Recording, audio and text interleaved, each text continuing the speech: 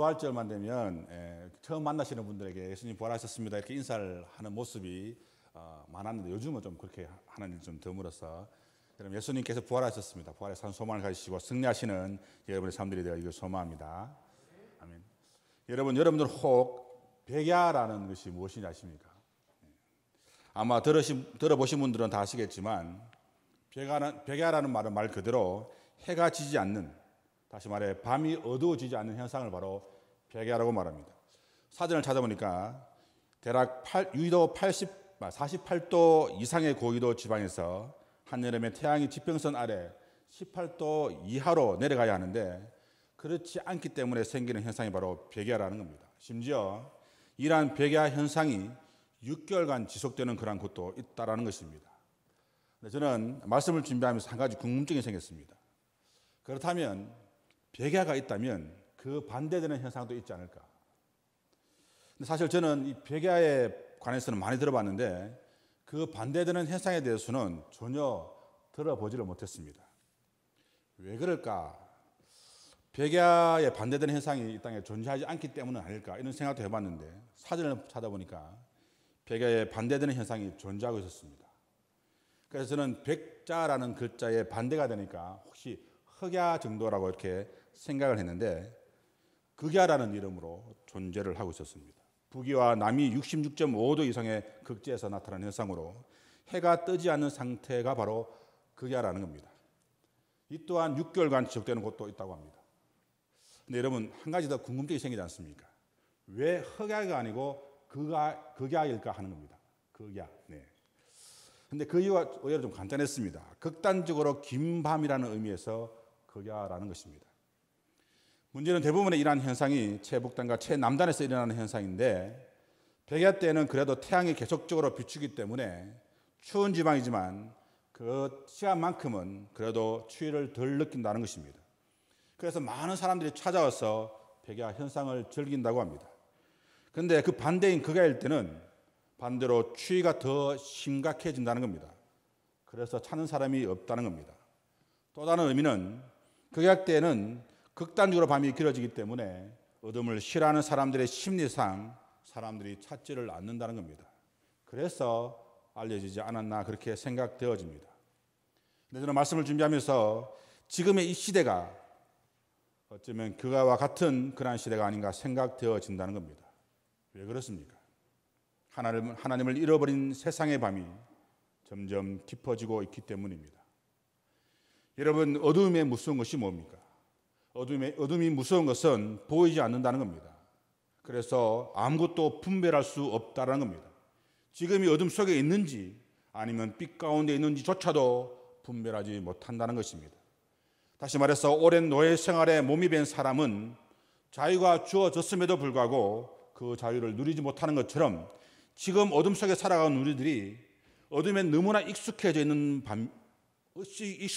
것 때문에 낮이 오는 것을 기다리고 기대해야 함에도 불구하고 그러지 못하고 있다는 것입니다. 아니 어쩌면 우리는 이런 핑계 저런 핑계 대면서 예수님이 오시지 않기를 원하고 있는지도 모르는 것입니다. 여러분들은 한번 가슴에 손을 얹고 생각해 보시기 바랍니다. 나는 과연 주님의 오심을 기다리고 있는 사람인지 아니면 조금이라도 더 늦게 오시기를 원하고 있는 것은 아닌지 말입니다. 여러분 지난 시간 우리는 사도 바울의 말씀을 통해서 내버려 두심의 무서움을 간접적으로 막 경험을 했습니다. 하지만 여러분 어떻습니까? 그럼에도 불구하고 우리는 전혀 두려움을 느끼지 않고 있습니다. 그래서 하나님께서 취하신 방법이 무엇이었습니까? 하나님의 육이 다시 말해서 내버려 두셨다는 것입니다. 24절 말씀에서도 그들의 마음의 정욕대로 더러움에 내버려 두셨고 26절 말씀에서도 그들을 부끄러운 욕심에 내버려 두셨다는 겁니다. 여러분 보십시오. 그렇게 내버려 두면 두렵고 떨림으로 다시 한번 하나님께로 돌아와야 함에도 불구하고 그들은 하나님을 하나의 우상으로 다시 말해 마치 마술램프의 요정처럼 그렇게 타락시켜버리고 자기의 생각과 자기의 주장을 말씀보다 더 높은 곳에 두어서 우상을 삼아버린다는 겁니다. 그리고 그렇게 하나님과의 관계가 뒤틀어져 버렸기 때문에 사람들의 마음이 어두워져서 낮에 행할 수 없는 일들조차도 밤에 행하고도 전혀 부끄러워하지 않는다는 것입니다. 그래서 오늘 말씀에서도 하나님을 잃어버린 인생의 마음 상태와 그 마음으로 인해 빚어진 참담한 인간의 현실적인 삶을 그대로 표현하고 있는 것입니다. 그 첫 번째 말씀이 바로 28절 말씀입니다. 또한 그들이 마음에 하나님 두기를 싫어하며, 다시 말해서 하나님의 지식을 찾기를 싫어한다라는 것입니다. 그래서 하나님께서는 그들을 그 상실한 마음대로 내버려 두사 합당하지 못한 일을 하게 하셨다라는 것입니다. 여러분 어떻습니까? 왜 사람들의 마음이 어두워지고 있는 것이겠습니까? 왜 이렇게 어둠에 살면서 자신이 어둠에 사는 것조차도 깨닫지 못하고 있는 것이겠습니까? 그것이 바로 하나님을 마음에 두기를 싫어하기 때문이라는 겁니다. 여러분, 여기서 우리는 한 가지 알아야 할 것이 있습니다. 이 마음이라고 번역하고 있는 이 단어는 원래 헬라어 본문에는 에피고노시스라는 단어를 사용하고 있는데, 이 단어는 종교적 도덕적 지식을 표현할 때 쓰이는 성경적 용어로 신약 성경에서도 로마서와 빌립보서 그리고 골로새서에서도 사용되고 있는 그러한 단어입니다. 무슨 말인가 하면 이 단어의 특성상 명상적이고 관조적인 의미의 지식을 말하는 것이 아니라 우리 일상생활에 적용하기 쉽게 수립된 그런 류의 지식을 말하고 있다는 겁니다. 그래서 그러한 의미에서 다시 한번 이 단어를 해석해 본다면 이 단어의 뜻은 우리의 삶에 적용될 하나님의 지식을 찾기를 싫어한다라고 해야 정확한 해석이라는 것입니다. 다시 말해서 그냥 단순히 하나님 두기를 싫어하는 것이 아니라 자신의 삶 속에 하나님 말씀을 두기를 싫어하는 사람들이 바로 상실한 마음을 가진 사람들이라는 겁니다. 무슨 말인가 하면 하나님을 알면서도 하나님을 영원롭게 하지 아니하며 하나님의 은혜를 누렸음에도 불구하고 하나님께 감사치 아니하고 이 핑계 저 핑계에 대들면서 자신의 삶을 합리화하려는 사람들이 바로 상실한 마음을 가진 사람들이라는 겁니다. 여러분, 무지해서 아님 몰라서 짓는 죄에 대해서 우리가 뭐라고 말할 수가 있는 것이겠습니까? 예를 들어서 공원에 채소를 심으면 그것은 분명 불법입니다. 하지만 시골에서 금방 올라온 할머니가 멀쩡한 땅에 있는데 그 땅을 그냥 놀리는 것을 보고 그것이 공원이도 모르고 그곳에 채소를 심은 겁니다. 여러분, 이것은 의도적으로 법을 어기려 한 것이 아니라 단순히 몰라서, 어떤 면에서는 무지해서 법을 어긴 것입니다. 그런데 지난번 뉴스를 보니 남의 창고를 빌려서 거기에다 막대한 양의 쓰레기나 건축 자재를 버리고 도망친 사람들을 볼 수 있었습니다. 여러분, 이것은 분명 명백한 불법임을 안 것입니다. 다시 말해 법을 알지만 돈 몇 푼을 아끼려고 의도적으로 그러한 법을 무시한 것입니다. 그래서 하나님께서는 그러한 그들의 상실한 마음을 그냥 내버려 두셨던 것입니다. 다시 말해서 여기서 말하는 상실한 마음은 무식하거나 무지한 마음을 말하는 것이 아니라 알만한 능력이 없어서가 아니라 고의적으로 회피하는 그러한 마음을 가리켜서 상실한 마음이라고 부르고 있는 것입니다. 좀 더 정확히 말씀드린다면 현실의 문제에서 실천적으로 옳고 그름을 따지는 판단에서 하나님을 고려해 늘 가치조차 없다라고 생각하는 그러한 마음이 바로 상실한 마음입니다.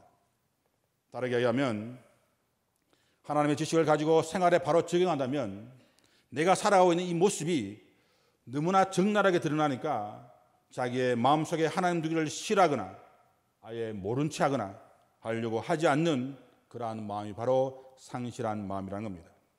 네, 여러분, 이것이 비단 그 당시에 이방인들에게만 적용되는 말씀이 아니라 정상적으로 신앙생활을 하고 있고 정기적으로 예배에 참석도 하고 심지어 성경 공부도 하고 설교를 들은 사람들 중에 일어나고 있는 마음이라는 겁니다.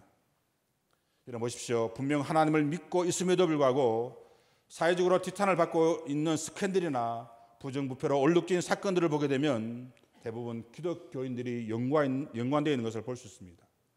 물론 전부는 아닐 것이지만 하지만 대부분 사건 사고 중에는 마치 약방의 감초처럼 꼭 기독교인들이 들어간다는 겁니다. 왜 그럴까요? 무엇 때문에 그렇게 해야만 하는 것이었습니까? 그리고 교회마다 끊임없이 비방하고 분쟁하고 시기하고 질투하고 세상의 온갖 군상들의 모습이 교회 안에서도 그대로 재현되고 있다는 것입니다. 여러분, 이것이 바로 믿음 따로 행동 따로인 상실한 마음이라는 겁니다. 그러니 하나님께서도 이러한 사람들을 상실한 마음대로 내버려 두셨던 것입니다. 좀 더 정확하게 말씀드린다면 상실한 마음으로 넘겨주셨다는 것입니다. 여러분, 여기서 말하는 상실한 마음으로 표현되는 단어가 아도키몬이라는 단어입니다. 그런데 이 아도키몬이라는 단어 앞에 이 단어는 도키몬이라는 단어 앞에 부정접두어 아가 붙어 만들어진 단어입니다. 그러니까 사람들이 하나님에 대해서 어떤 태도를 취하니까 하나님께서도 사람들에게 어떤 대응을 취하셨다라는 그런 뜻입니다. 다시 말해 그들이 하나님을 마음에 둘 가치 없다라고 판단하니까 하나님께서도 그들의 마음의 판단을 무가치한 상태로 넘겨주셨던 것입니다. 여러분, 이것이 바로 동해법과 같은 그러한 규칙이라는 겁니다. 심은 대로 거두게 하시고 행한 대로 받게 하시는 하나님의 의로운 심판을 말입니다. 그리고 이렇게 되니까 사람들의 도덕적 판단이 형편없이 되고 성경의 판단이 아니라 세상의 잣대로 교회를 판단하고 사람들을 판단하게 된다는 것이죠. 근데 여러분, 여기에서 중요한 것은 하나님이 우리를 포기하신 것이 아니라 우리가 먼저 하나님을 포기하였기 때문에 하나님께서는 당신을 포기한 사람들을 그대로 방치하신 것이라고 성경은 분명히 말씀하고 있다는 겁니다. 예를 들어서 열렬히 사랑했던 여인이 어느 날 만나지 않는 모습을 보게 됩니다. 그래서 친구가 묻습니다. 너 요즘 왜 그 분 만나지 않냐고. 그러면 여러분, 대부분 이렇게 이야기합니다. 내가 찾다라고. 실제로는 자기가 차였으면서 자기가 버림받았으면서 자존심 때문에 자기가 찾다라고 이야기한다는 겁니다. 교회 안에서도 자주 일어나는 일이긴 하지만 신앙생활을 열심히 하던 사람이 갑자기 교회를 안 나오는 것입니다. 그래서 신방을 가서 상담해 보면 10중 8구는 이렇게 이야기합니다. 누구 때문이라고. 목회자 때문에 그렇고 교회가 나를 이렇게 만들었기 때문에 교회에 나가지 않는다라고 이야기를 한다는 것입니다. 심지어 지난번에 들었던 어떤 분의 이야기는 우리 교회 잘 다니시다가 다른 교회로 옮기신 분의 이야기인데 왜 교회를 옮기셨냐고 물었더니 점심에 나오는 밥이 맛이 없어서 옮겼다는 이야기를 들은 적이 있습니다. 여러분, 이렇게 모든 사람이 잘못되고 잘못된 길을 가게 되면 모두가 다 탓만 하고 있습니다. 이것이 지금 우리 모습의 현 주소입니다. 하지만 여러분, 하나님은 신실하신 분입니다. 우리가 앞서서 배웠지만 믿음으로 믿음에 이르게 하는 일에서의 믿음은 하나님의 신실하심을 뜻하는 말씀입니다. 다시 말해서 하나님은 언제나 성실하시다는 겁니다. 그러니 하나님께서 우리를 먼저 버리시고 배반하시는 경우는 결코 있을 수 없는 것입니다. 여러분, 우리는 탕자의 비유를 너무나 잘 알고 있을 겁니다. 여러분, 탕자의 비유에서 둘째 아들이 탕자가 된 이유가 무엇이었습니까? 아버지가 탕자를 버렸기 때문입니까? 결코 그렇지 않다는 겁니다. 탕자가 아버지의 간섭, 아버지의 말씀, 아버지의 지도를 받는 것이 싫어서 그래서 돌아가시지 않으신 아버지의 유산을 자기가 상속받을 재산을 미리 달라고 해서 먼 나라로 스스로 떠나버린 겁니다. 여러분, 왜 먼 나라로 갔겠습니까? 아버지가 모르는 곳, 아버지를 잊을 만한 곳, 아버지가 없는 곳으로 가기 위해서 먼 나라로 간 것입니다. 여러분, 이것이 바로 상실한 마음을 가진 사람들의 모습입니다. 그래서 어떻게 되었습니까?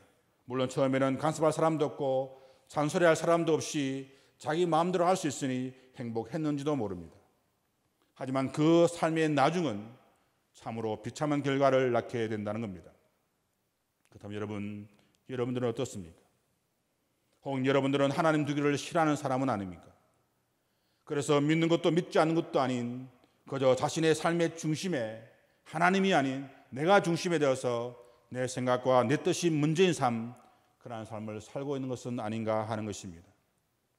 하지만 여러분, 그러한 삶은 탕자처럼 처음에는 기쁨이 있고 즐거움이 있고 자유가 있을 수도 있을 겁니다. 하지만 그 나중의 삶은 돼지의 먹이조차 먹을 수 없는 그러한 참담함과 비참한 삶을 살게 될 것이라는 것입니다. 그러면 여러분, 하나님을 가까이 하시되 더 가까이 하는 삶을 살아시는 여러분의 삶이 되어지길 소망합니다. 그런데 여러분, 영국의 성서신학자인 제임스 던은 이 구절을 이렇게 추석하기도 했습니다. 그러나 인간은 인간의 본성을 완전히 떠날 수 없다. 인간의 자유, 자기 뜻대로 나아가는 길도 결국에 와서는 하나님이 정해놓으신 한계 안에 있음을 알게 된다라고 말입니다. 다시 말해 우리는 반드시 탕자처럼 돌아오게 되어 있다는 겁니다. 다시 말해서 우리가 아무리 악한 사람일지라도, 아무리 하나님을 멀리 떠난 사람일지라도, 아무리 하나님께 버림받은 사람일지라도 한순간에 제정신이 들면서 자기의 처지를 알게 될 때가 있다라는 겁니다.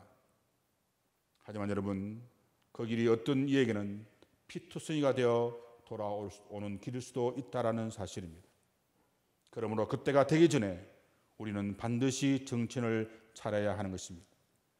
세상에서 방황할 때는 주님을 몰랐지만 내 마음대로 고집하며 내 뜻을 주장할 때는 주님보다 내가 먼저였지만 이제는 여러분 정말 주님께로 돌아와야 합니다.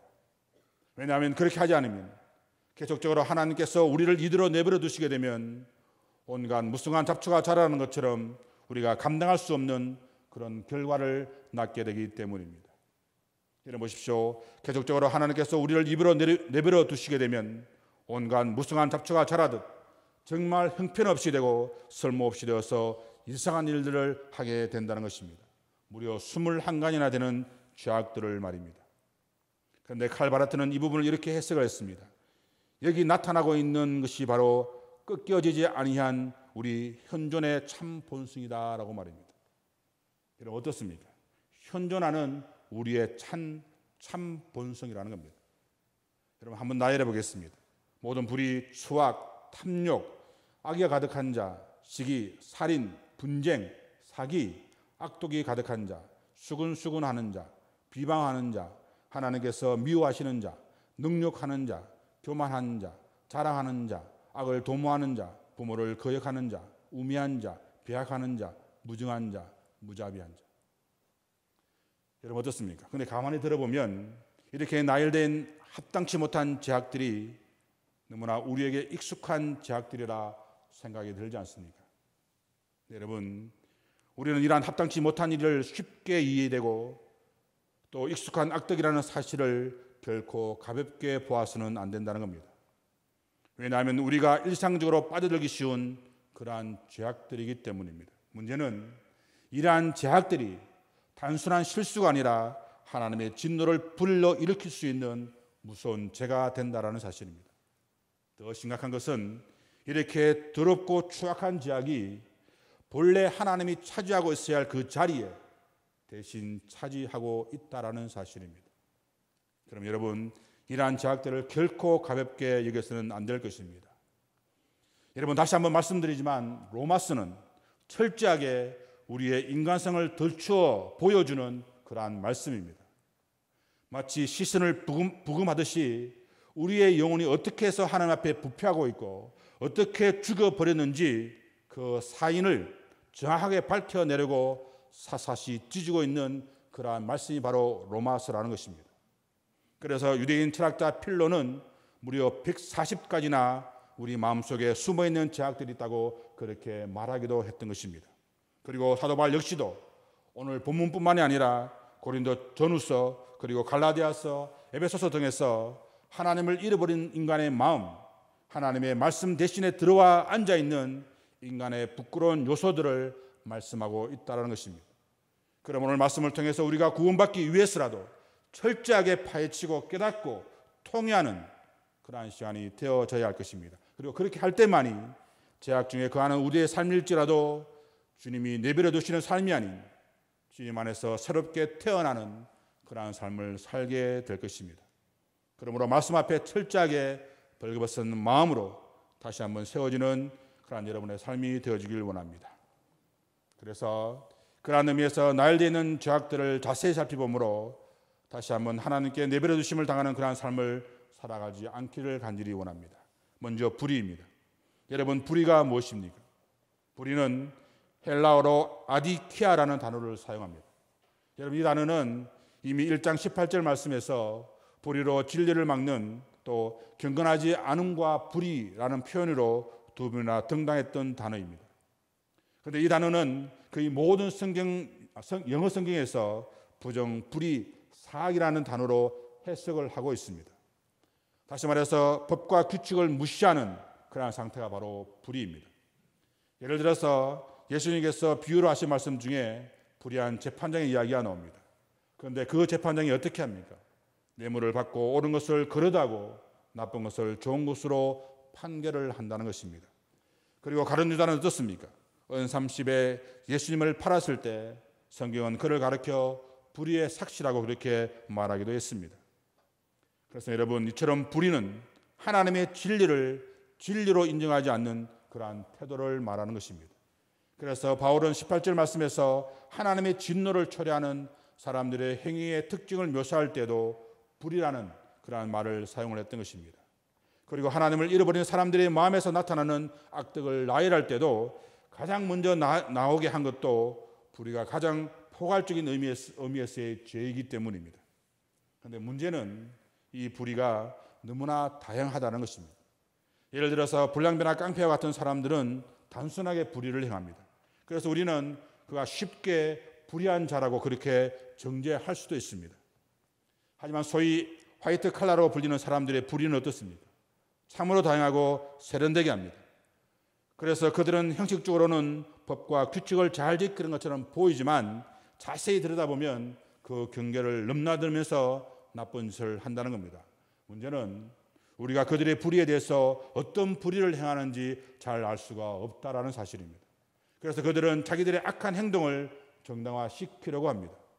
여러분, 지금의 우리 사회가 바로 그렇습니다. 과거에는 부끄러워서 공개하지 못하고 있던 동성애자들이 소위 커밍아웃이라는 형태로 자신의 동성애를 공개적으로 선언할 뿐만 아니라 이제는 아예 대놓고 동성 혼인까지 인정해달라고 시위를 하고 있습니다. 물론 과거에는 상상도 할 수 없는 그러한 일일 겁니다. 하지만 지금은 자신들의 주장이 정당하며 합법적이라고 주장을 한다는 것입니다. 여러분, 이것이 바로 불의라는 이름으로 사용되고 있는 지금의 우리나라의 현실입니다. 문제는 그러한 알 수 없는 불의가 다시 말해서 하나님의 말씀이 아닌 사람의 생각이 하나님 말씀보다 더 우선시되는 그러한 일들이 교회 안에서도 그대로 이루어지고 있다는 사실입니다.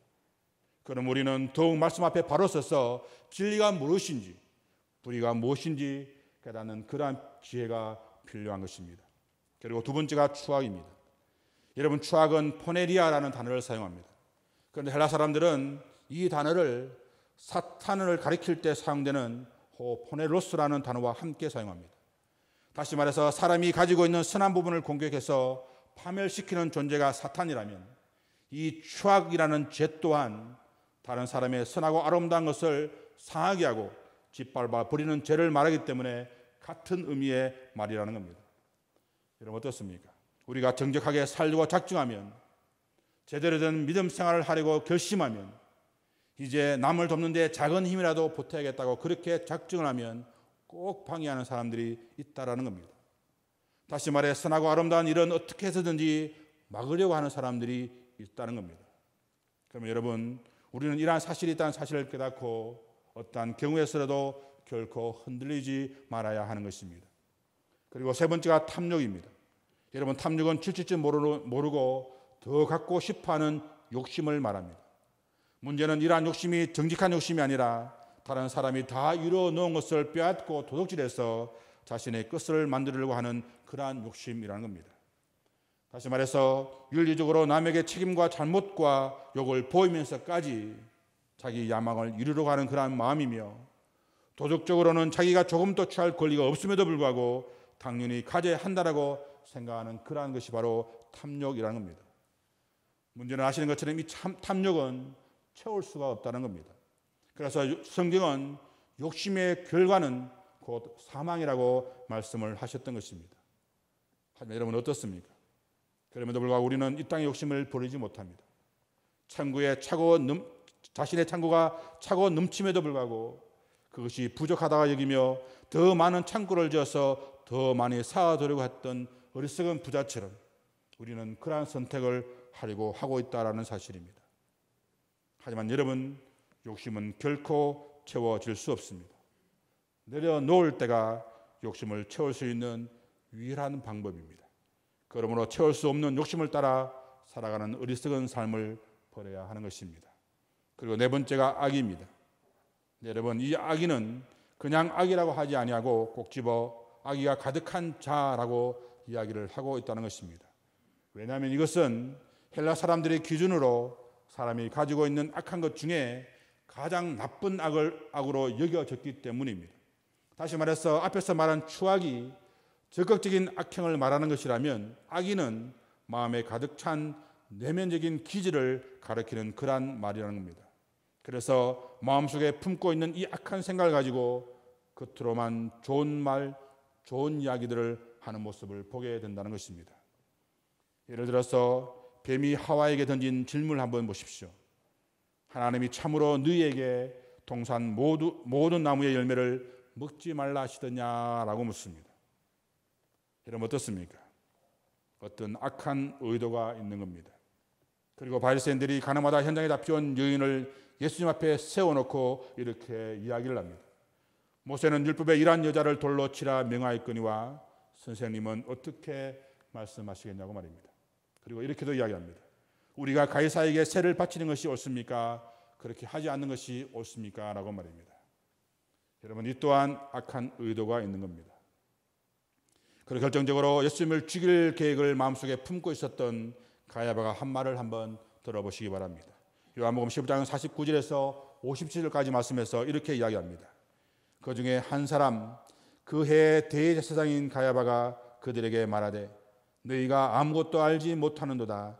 한 사람이 백성을 위하여 죽어서 온 민족이 망하지 않게 되는 것이 너희에게 유익한 줄로 생각하지 아니하는도다 하였으니. 여러분 어떻습니까? 이미 마음속에 예수님을 죽일 마음을 가지고 겉으로는 웃으면서 덫을 놓고 있는 것입니다. 그래서 시인은 시편 140편 3절 말씀에서 이 같은 사람을 이렇게 묘사하기도 했습니다. 뱀같이 그 혀를 날카롭게 하니 그 입술 아래에는 독사의 독이 있나이다 라고 말입니다. 하지만 여러분 토마스 아퀴나스는 이 구절을 이렇게 말하기도 했습니다. 사람들은 그 나타나는 행동을 보는 눈밖에 없지만 하나님은 그 마음의 동기를 보신다라고 말입니다. 다시 말해 사람들은 겉으로 보이는 외모와 말과 행동에 현혹되지만 하나님은 그 마음의 동기를 보시면서 아무리 훌륭하고 큰 일을 했다 할지라도 그것이 자기의 야심이라면 그것은 악의가 가득한 사람이 될 수밖에 없음을 우리에게 말씀을 하고 있다는 것입니다. 그리고 다섯 번째가 시기입니다. 여러분 이 시기는 두 가지 특징이 있습니다. 하나는 의로운 시기입니다. 무슨 말인가 하면 다른 사람들이 하는 좋은 일, 다른 이들이 가지고 있는 긍정적인 면을 보면서 나도 저렇게 해야지, 나도 저렇게 되어야지 하는 생각으로 정말 열심히 살아간다면, 또한 그러한 결과물을 만들어낸다면 그 시기는 정말 좋은 시기라 할 수 있는 것입니다. 하지만 대부분의 사람들은 상실한 마음을 가진 시기는 모든 것을 구별하고 분열시키고 소외시키는 그러한 시기를 말하는 것입니다. 문제는 이러한 마음을 품게 되면 세상의 모든 것을 내 것과 남의 것으로 비교하며 보게 된다는 겁니다. 다른 사람이 입은 옷이 내 것과 비교되고, 다른 사람이 타고 다니는 차가 내 것과 비교되고, 다른 사람이 이루어놓은 성과가 내가 이루어놓은 것과 자꾸 비교를 하게 된다는 것입니다. 그러니 그런 사람이 하는 말이 고울 수 없고 그 사람의 표정이 밝을 수가 없는 것입니다. 왜냐하면 그렇게 하면 할수록 자신이 더 비참해지기 때문입니다. 그러므로 결코 남과 나를 비교하는 삶을 살지 말아야 하는 것입니다. 그리고 여섯 번째가 살인입니다. 여러분 살인은 언제나 시기하는 마음과 함께하는 것을 볼 수 있습니다. 최초의 살인의 원인이 되었던 것도 바로 이 시기하는 마음 때문이었습니다. 왜 아벨 것만 받고 제 것은 받지 않느냐는 것입니다. 왜 저 사람만 사랑하고 나는 사랑해 주지 않느냐는 것입니다. 여러분 이 시기가 바로 살인을 낳게 되었던 겁니다. 다시 말해 시기가 비교하고 분열시키는 그러한 마음을 조성하는 것이라면 그것을 행동으로 나타낼 때가 바로 살인이 된다는 것입니다. 하지만 여러분 굳이 흉기로 사람을 죽이지 않아도 얼마든지 사람을 죽일 수가 있다는 것입니다. 아마 저도 여러분들도 하루에 2-3명씩은 아마 사람을 죽였는지도 모릅니다. 목사님 무슨 말씀이세요? 그렇게 하시는 표정이신데 예수님께서 이렇게 말씀하셨습니다. 너희 마음속에 미워하는 마음만 있어도 그것이 곧 살인이다 라고 말입니다. 그러니 우리 중에 누가 살인하지 않았다라고 이렇게 말을 할 수가 있는 것이겠습니까? 그리고 1번째가 분쟁입니다. 여러분, 분쟁은 헬라어로 에리도스라는 말을 사용하는데 그 뜻은 논쟁을 좋아하다, 입씨름을 좋아한다, 평화를 깨뜨린다라는 뜻으로 사용되는 단어입니다. 그래서 분쟁을 좋아하는 사람은 남에게 지기를 싫어하는 사람이라는 겁니다. 하지만 여러분, 하나님의 사람은 평화를 심는 사람입니다. 성 프란시스의 평화의 기도에 보면 이렇게 기도하는 것을 볼 수 있습니다. 주여, 나를 평화의 도구로 써주소서.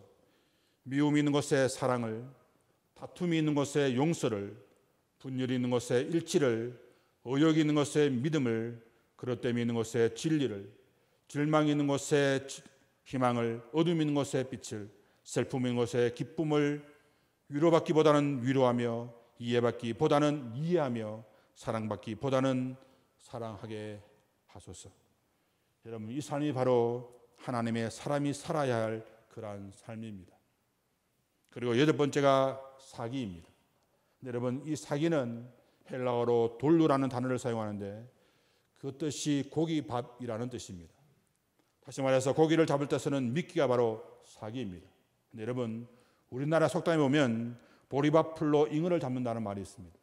무슨 말인가 하면 보리밥풀을 끼워 던지면 잉어를 통째로 잡을 수 있다라는 말입니다. 그것처럼 사기 또한 그러한 것이라는 겁니다. 문제는 이러한 사기는 그냥 손해만 끼치는 것으로 끝나는 것이 아니라 정신적인 모든 것까지 타격을 입힌다는 겁니다. 그래서 그러한 사기로 인해서 스스로 목숨을 끊는 사람도 생기는 겁니다. 하지만 여러분, 이 사기는 마치 뱀처럼 우리에게 접근을 한다는 겁니다. 소위 말해 보암직스럽고 먹음직스럽게 우리에게 접근해서 우리가 그 열매를 따먹도록 유도를 한다는 것입니다. 그럼 여러분, 우리가 깨어있지 못하면 우리는 넘어질 수밖에 없는 것입니다. 그리고 마지막으로 살펴볼 것이 악독입니다. 물론 그렇다고 해서 제가 다른 악독을 살펴보지 않는다는 건 아닙니다. 왜냐하면 이 21개로 나누어진 이 악독이 어떤 면에서는 우리가 이 땅을 살아갈 때 너무나 중요한 그러한 말씀이기 때문입니다. 다만 시간이 너무 길어져서 무리인 것 같아서 다음 시간에 살펴보도록 하겠습니다. 어찌되었든 9번째가 악독입니다. 그런데 여러분, 이 악독 또한 악의와 마찬가지로 꼭 집어서 악독이 가득한 자라고 말씀하고 있다는 것입니다. 그것은 그만큼 이 악독 또한 무서운 것이기 때문입니다. 참 여러분, 악독이 어떤 것이겠습니까? 여러분, 악독은 자기에게 여러 가지 선택이 주어졌을 때 그 중에서 가장 악한 것만 골라서 선택하는 사람이 바로 악독이 가득한 자라는 겁니다. 마치 우리나라의 속담의 청개구리처럼 좋은 말을 할 수 있음에도 불구하고 그 중에서도 가장 나쁜 말만 골라서 하는 사람이라는 겁니다.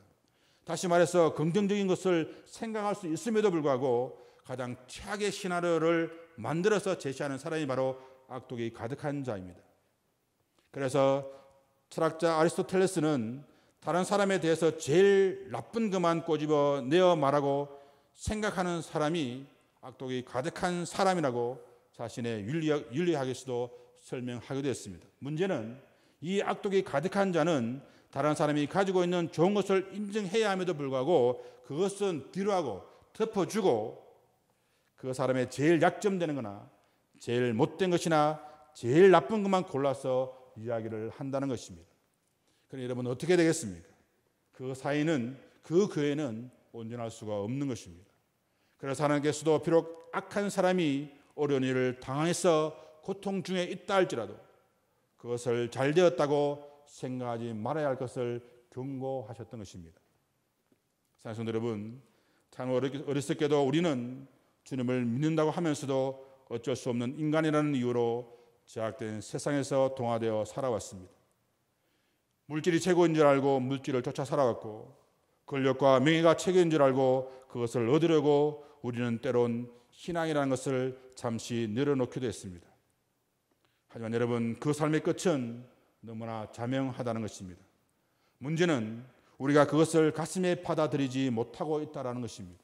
그래서 우리는 어떤 면에서는 하나님의 내버려 두심 속에 살아가고 있는지도 모르는 것입니다. 아니, 지금 이렇게 하나님의 성전에 나와서 예배드리고 있지만 앞에서 살펴본 9가지 악덕이 우리를 덮고 있는지도 모른다는 겁니다.